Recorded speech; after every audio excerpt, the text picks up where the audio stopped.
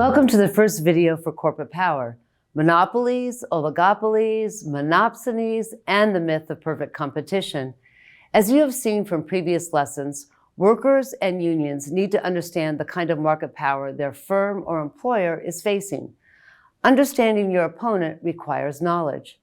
For example, are you dealing with a market structure more like a lion or a shmoo? The lion and the shmoo each have weaknesses and strengths. Shmoos are incredibly prolific. They multiply faster than rabbits. They require no sustenance other than air. Shmoos are delicious to eat and are eager for people to eat them. The shmoo is very vulnerable, opposite of a dominating and predatory lion. Shmoos are also a made-up animal, just like a perfectly competitive firm, whereas the lion represents a firm with very little competition. This lesson is about what economists call market structures and recognizing different types of economic competition. Distinguishing between a monopoly and a competitive firm might be the most sought-after piece of information in a lot of economics. Now let's define market structures. Don't yawn. Different market characteristics determine the relationships between sellers and buyers, and sellers and workers. The employer is the seller in this case. 4 basic characteristics define the type of market structure an employer might be in.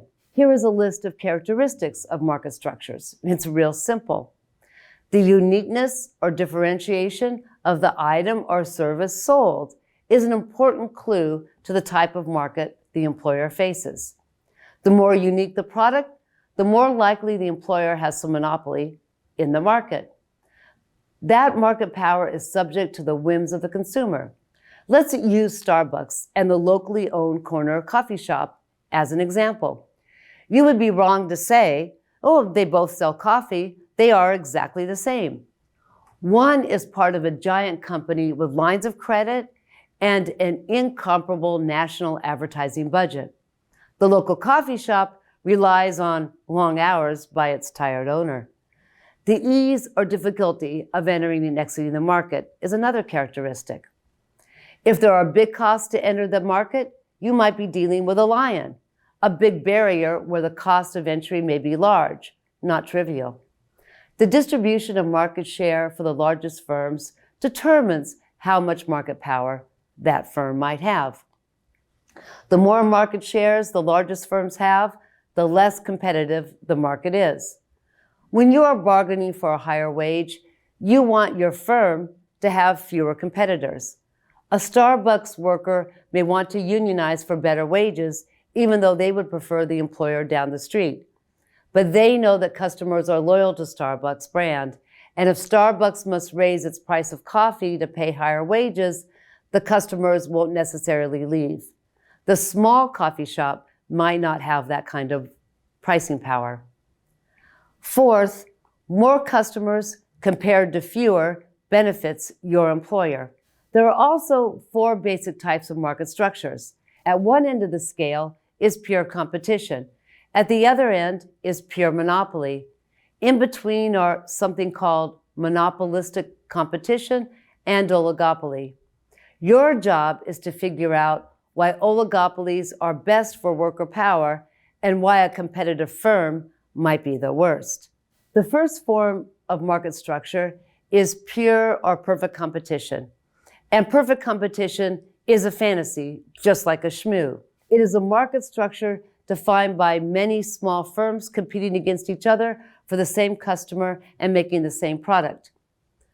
The idea is that the firm does not have any significant marketing power because it makes an identical product or service, and it's easy for anyone to enter. For example, in an American suburb, a kid sets up a lemonade stand. Any kid can set it up, easy entry. Or maybe it's a populated street in South Africa where migrants from Zimbabwe sell snack food.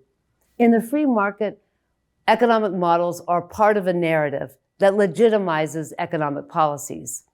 The legitimating norms and beliefs are that only in a competitive market does an industry produce the right or optimal level of goods and services. The optimal level of goods and services means the level at which the firm has maximized profits and the competitive firm produces at the cheapest price with no waste. It's a model that rolls up efficiency and equity all in one. I call it the all-in-one theory. The all-in-one theory means that consumers get the goods and services they want at a minimal cost, and workers get paid for the value of what they produce. But that isn't the reality for workers for sure. Productivity has outpaced pay. Consumers pay more than they need to because most of our goods don't come from competition. They come from monopolies and oligopolies. But in the all-in-one theory, the firms pay workers a reservation wage, plus any premium a worker can get from any other firm. That premium over the reservation wage depends upon the supply and demand for the product. The demand for the product determines the demand for the worker. The prices for identical products reflect the cost of identical labor. In this competitive market model, if workers try to raise their wages, well, their employers would have to raise prices higher than their competitors. That competitive firm that raised wages would go out of business, which is not good for workers. But don't be sad. The model also reassures workers. The worker will always find a new job if they ask for too much. Besides, they will benefit from low wages because as a consumer, they will pay lower prices. The supply from all those small competitive firms, together with the demand from the large number of consumers, determines the amount and the price of the goods and services. Supply and demand determine the price and quantity in the market.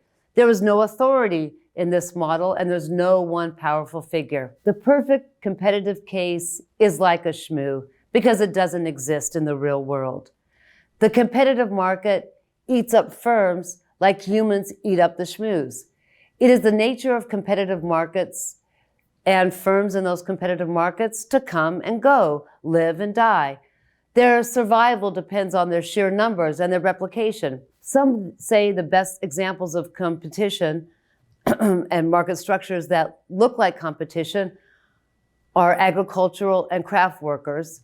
Some say that the marketplace Etsy is a competitive market where many craft people can sell their products. Even though the competitive case is not really a true description of what happens in the economy, it's a powerful ideal, and it's used as a reference point for describing real-life market structures. More importantly, it's used to promote policies that claim that low wages, low minimum wages, no unions is the goal. In this video, we discuss the characteristics that differentiate market structures from each other.